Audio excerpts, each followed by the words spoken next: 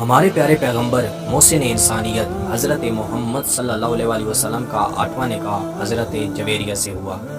غزوہ بنو مصطلق میں اپنے پہلے شوہر کے قتل کے بعد اسلامی لشکر کے ذریعے اسیر ہوئیں اور ایک مسلمان کی کنیز بنی۔ انہوں نے اپنی آزادی کے لیے نبی علیہ السلام سے مدد طلب کی۔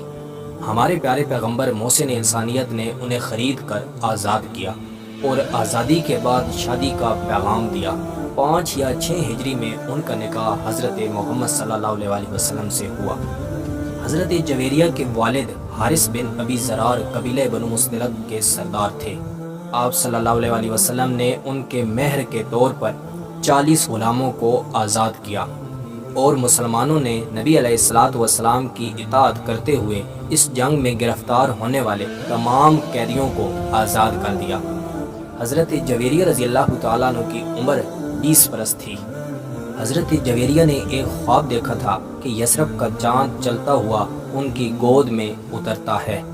خواب کیونکہ بہت عجیب و غریب تھا، وہ بیدار ہوئیں اور اس کی تعبیر پوچھنے لگی۔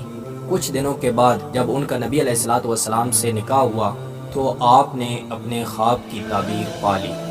حضرت جویریہ کا نام برا تھا، جسے نبی علیہ السلام نے تبدیل کر کے جویریہ رکھا۔ حضرت عمر فاروق رضی اللہ تعالیٰ عنہ کا ایک واقعہ ہے کہ نبی علیہ السلام نے جب پردے کا حکم دیا تو حضرت جویریہ بھی ان میں شامل ہوئی۔ لونڈیوں پر چہرے کا پردہ لاگو نہیں ہوتا تھا۔ حضرت عمر فاروق رضی اللہ تعالیٰ عنہ فرماتے ہیں کہ نبی علیہ السلام نے سیدہ جویریہ کو حجاب کرنے کا حکم دیا اور باقی تمام ازواج مطہرات کی طرح ان کے لیے بھی نبی علیہ السلام نے یہی پسند فرمایا۔ حضرت عمر رضی اللہ تعالیٰ عنہ کی اس بات کرنے کا مقصد یہ تھا کہ حضرت جویریہ رضی اللہ تعالیٰ عنہ نبی علیہ السلام کی لونڈی نہیں تھی، بلکہ نبی علیہ السلام نے انہیں آزاد فرما کر نکاح فرمایا تھا۔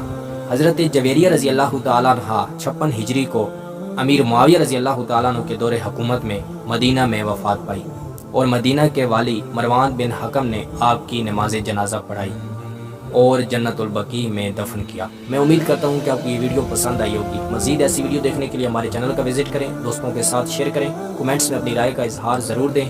ملتے ہیں نیکسٹ ویڈیو میں۔ اللہ حافظ۔